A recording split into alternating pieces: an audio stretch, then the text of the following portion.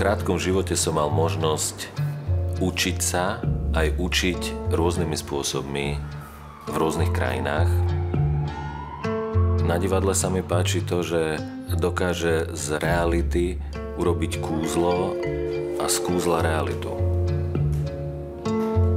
Herečky a herci v našom divadle sú rôzni ľudia, každý má svoj špecifický príbeh za sebou, ale čo ich spája je to, že sú to ľudia bez domova, ďalej sú to ľudia s ťažkým telesným postihnutím, s psychiatrickou diagnózou.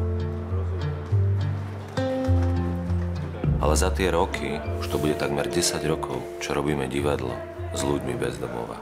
My sme si všimli, že divadlo dokáže dať ľuďom pocit bezpečia, majú priestor, kde môžu urobiť a povedať, ukázať veci, ktoré by ich obyčajnom, reálnom živote nikdy neboli schopní, nebolo by to možné, nebol by na to priestor. Divadlo dokáže ľuďom napríklad vytvoriť vzťahy. Možnosť vycestovať, možnosť stretnúť sa, spolupracovať bolo pre naše divadlo veľmi silným hybným motorom za posledné roky.